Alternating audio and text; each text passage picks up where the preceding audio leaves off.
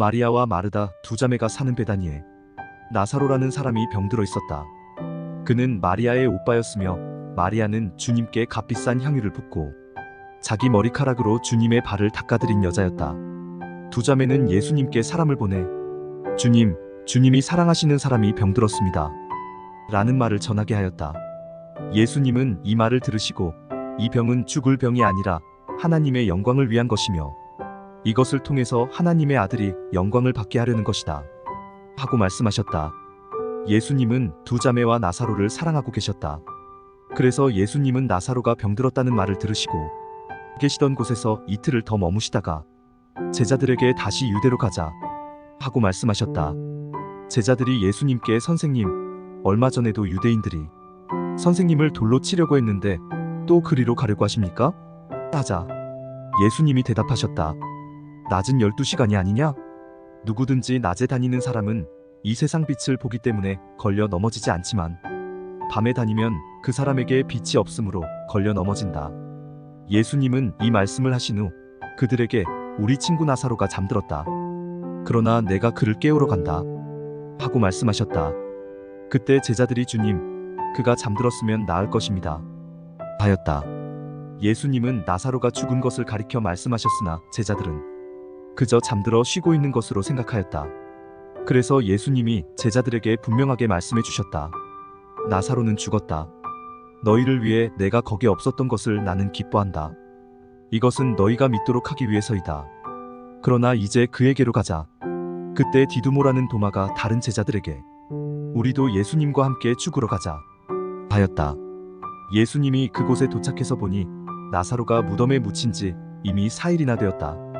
베다니는 예루살렘에서 3km 조금 못 되는 가까운 곳이었다. 많은 유대인들이 오빠의 죽음을 슬퍼하는 마르다와 마리아를 위로하러 와 있었다. 마르다는 예수님이 오신다는 말을 듣고 마중을 나갔으나 마리아는 집에 있었다. 마르다는 예수님께 이렇게 말하였다. 주님께서 여기 계셨더라면 제 오빠가 죽지 않았을 거예요. 그러나 저는 지금이라도 주님이 구하시는 것은 무엇이든지 하나님이 주실 것으로 압니다. 네 오빠가 다시 살아날 것이다. 마지막 날 부활 때에 오빠가 다시 살아나리라는 것은 저도 알고 있습니다. 나는 부활이며 생명이다. 나를 믿는 사람은 죽어도 살 것이며 누구든지 살아서 나를 믿는 사람은 영원히 죽지 않을 것이다. 네가 이것을 믿느냐?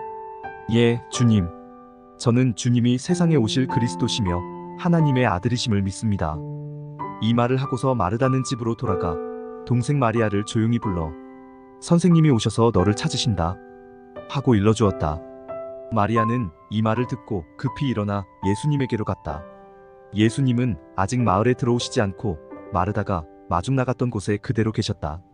집에서 마리아를 위로하던 유대인들은 마리아가 급히 일어나 나가는 것을 보고 울려고 무덤으로 가는 줄 알고 뒤따라 나갔다. 마리아는 예수님이 계신 곳에 이르러 예수님을 뵙고 그 앞에 엎드려 주님이 여기 계셨더라면 제 오빠가 죽지 않았을 거예요 하고 말하였다. 예수님은 마리아가 울고 또 그녀와 함께 온 유대인들까지 우는 것을 보시고 몹시 안타까워하시며 그를 어디 두었느냐? 하고 물으셨다. 그들이 주님 와서 보십시오 하자 예수님은 눈물을 흘리셨다. 그때 유대인들은 저것 보시오. 나사로를 무척이나 사랑했던 모양이오 하였고 그들 중에 어떤 사람은 소경의 눈을 뜨게 한 그가 이 사람은 죽지 않게 할 수 없었던가 하였다. 예수님은 다시 탄식하시며 무덤으로 가셨다. 무덤은 동굴이었으며 입구는 돌로 막혀 있었다. 예수님이 돌을 옮겨 놓아라 하시자 죽은 사람의 누이 마르다가 주님, 죽은 지가 4일이나 되었으니 냄새가 날 것입니다 하였다. 그래서 예수님은 마르다에게 네가 믿기만 하면 하나님의 영광을 보게 될 것이라고 내가 말하지 않았느냐? 하고 말씀하셨다. 사람들이 돌을 옮겨 놓자 예수님은 하늘을 우러러보시고 이렇게 말씀하셨다. 아버지, 내 말을 들어주신 것을 감사합니다. 나는 아버지께서 항상 내 말을 들어주시는 것을 압니다. 그러나 나는 둘러선 이들이 아버지께서 나를 보내신 것을 믿게 하려고 이 말씀을 드립니다. 예수님이 이 말씀을 하시고 나사로야 나오너라 하고 크게 외치시자 죽었던 그가 손발이 배에 묶인 채 나왔다. 그의 얼굴은 수건으로 쌓여 있었다. 예수님은 그들에게 풀어서 다니게 하라 하고 말씀하셨다. 마리아를 위로하러 왔다가 이 광경을 본 많은 유대인들이 예수님을 믿게 되었다. 그러나 그들 가운데 몇 사람은 바리새파 사람들에게 가서 예수님이 하신 일을 보고하였다. 그래서 대제사장들과 바리새파 사람들은 의회를 소집하고 이렇게 말하였다. 그 사람이 많은 기적을 행하고 있으니 어떻게 하면 좋겠소? 이대로 내버려두면 모두 그를 믿을 것이고, 그렇게 되면 로마 사람들이 와서 우리 성전을 파괴하고 우리 민족을 짓밟을 것이오. 그러자 그들 중에 한 사람인 그 해의 대제사장 가야바가 이렇게 말하였다. 여러분은 그렇게도 모르시오? 한 사람이 백성을 위해 죽는 것이 민족 전체가 망하는 것보다 여러분에게 유익이 된다는 것을 생각지 못하시오?